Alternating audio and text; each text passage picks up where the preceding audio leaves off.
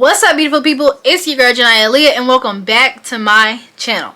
So as y'all can see by the title and by the thumbnail, in today's video I am going to be giving y'all a quick little tutorial on how to do knotless braids. Now this tutorial isn't finna be like a whole full knotless braid install tutorial, but more so how to kind of perfect the feed-in method that I do when I do my knotless braids. Is very easy, goes by very fast, and as y'all can see, it looks very natural and it's still, you know, very tight, gives you a fresh new look or whatever with your braids. And so I wanted to do these like pretty thin, pretty small, but this method that I'm going to show y'all throughout this video can apply for any size braids, any size parts. But without further ado, I don't want to ramble. Y'all enjoy the video and feel free to comment down below any questions, concerns, or anything that you just want to put in the comment section. What's up, everybody? Welcome to my channel. So before we get started with the whole knotless braid method, I'm going to address the elephant in the room, which is how I decided to part my braids. Parting this way with these horizontal cornrows, first of all, ensures that your parts are nice, neat, and in a straight line, especially if you're going to do it yourself. And it also is better like for when you're doing smaller braids to make sure like basically it's kind of the same size all around, instead of going in and grabbing pieces after piece for your parts. It saves so much time, and I definitely love this method. If y'all want a detailed tutorial, just be sure to let me know, and I definitely will be making a video on this. I did not think so many people would be interested in it, but y'all are. So if y'all want one, just let me know.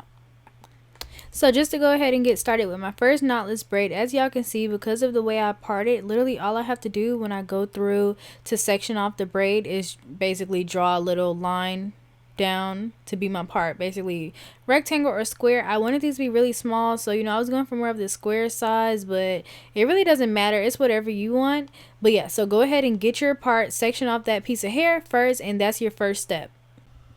And so next, once you have that piece of hair sectioned off, you're going to split it into 3 parts. So basically 3 strands, because you know you have to have 3 strands to plait. And so the way I like to do mine is I somewhat start the plait, like literally I go ahead with the first strand and put the first strand like under. So as if you're doing a plait, but don't fully do it. And so from there, I will like kind of pause in the middle of the plait to the point where I now have a strand between my index finger and my thumb, and then I have another strand between my index finger and my middle finger, and then I kind of have a strand on the outside of my middle finger. Now hopefully this doesn't sound too confusing, but when I grab my strands, I grab them in the way where I can literally just wrap that feed-in part right around my middle finger. And so from there, I just braid as regular. And so this is so much easier than the old feed-in method where you get the strand and wrap it around your pinky and try to braid and then feed it in later.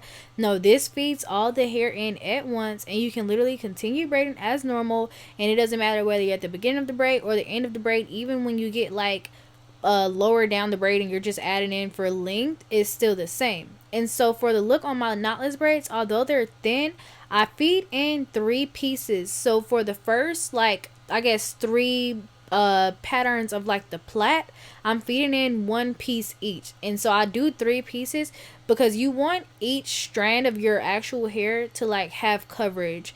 Because if you don't, then when you braid it, eventually like one strand is going to be shorter than the other 2, and you're going to reach the end of it, and then you're going to have to feed in, and your braid going to be looking funny. So that's why literally the first 3 like complete plait patterns of the knotless braid are going to be with feed-in hair. And so like I told y'all, for mine, as y'all can see, I wanted mine to be like very small, very thin. So that's all I did in the beginning. But of course, as I'm like braiding down, once I get to the point where usually once I get to the point where I surpassed where my real hair ends, that's when I kind of start feeding in more braids, because the braid will start to get thinner because my real hair isn't there. So I think that's a pretty safe space for you to go in and like feed in more hair for length if you need to, but you'll be using the exact same method. Nothing changes.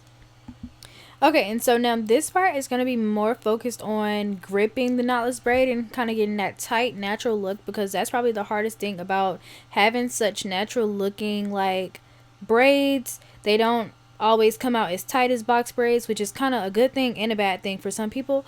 And so basically for the gripping, just to focus on that, as y'all can see, I'm going through with the method that I kind of highlighted to y'all in the beginning, but when it comes to making sure that you have like a nice and tight grip on your knotless braid, when you feed in that first piece, and as you're feeding in pieces, you'll kind of see as I start my braid with the feed in piece, I twist just a little bit, and that is so that I remain that grip, and also my real hair is going to be wrapped around like the feed in piece, which is going to add like kind of a, I don't know what the word, but kind of like a little bit of roughness. Like my hair is going to cling to like the synthetic hair a lot better than it'll cling to my hair, because my hair has gel on it and it's so it's slippery and all that stuff. And so y'all are just going to notice that as I'm feeding in the pieces, that kind of adding a little twist, don't do too much, just literally probably like one little twist will make all the difference. You'll have to maybe practice a little bit just to get the hang of it, but it's literally not that, you know, it's not that difficult. If you guys have ever done passion twist, and you know how when you're doing 2-strand twist, you kind of have to twist the beginning of the passion twist to like link your hair with the synthetic hair. That's literally what I have to do with the knotless braid. So you're going to be kind of twisting them in opposite directions just to make sure your hair is really in there, and you'll feel if it's tight. I like my braids tight, but if that's not something you necessarily care about, then I guess it really doesn't matter too much as long as the hair is in there. But for the few of y'all who were asking and were curious on how to like get a good grip on your braids, there it is.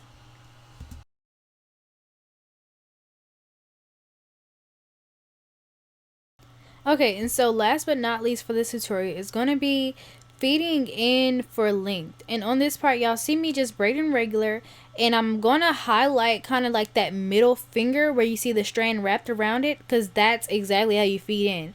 You grab your feed in strand, and I like to grab it where it's like kind of around my index finger and my thumb, so that way I can easily loop it onto my middle finger, and from there just braid like normal. And that's literally it. I mean, for the feed in, I don't feed in the same way how I did like in the beginning where I do 3 pieces at once. I actually will feed in 1 strand, maybe braid like 2 or 3 loops, and then I will go back in with the 2nd strand, braid 2 or 3, and then if I need a 3rd strand, I'll go back in with the 3rd strand. And so the main reason I do that is because I don't want the braid to look like too thick when it's not supposed to on certain spots. And so that's why I kind of just, you know, stretch or spread out my feed in pattern. Once again, I didn't want to make this video too long. I did want to show you guys how to do knotless braids, but if you guys want a detailed video about anything that I kind of tipped or hinted on in this video, please make sure you comment down below, because I would love to do one for you guys. Just let me know what y'all need help on, what kind of tips y'all need, and yeah. But okay, y'all, here goes the finished look. I had to mute myself real quick because I was talking to my sister. I do have a little clip as well at the end that will kind of give y'all a little more information and insight. But right here, I'm just kind of giving y'all the look as to how my braids came out, how they look, how their parts are looking, and exactly how long they are. These braids were probably about butt length. I did on some of it, I kind of used mixed packs that I found in my closet. So in the beginning, the first packs I used was a 36-inch pack of 1B, and then the other ones from there were 26-inch, and so I had to feed in extra hair for length. But thank y'all for tuning in. Stay tuned to the end. And okay, y'all, so here's the final look. This is how my braids came out. And so just to give y'all a little brief, of course my parts look a little iffy in the back, but it's nothing too crazy. But just so y'all can kind of see like the size of my parts and whatnot.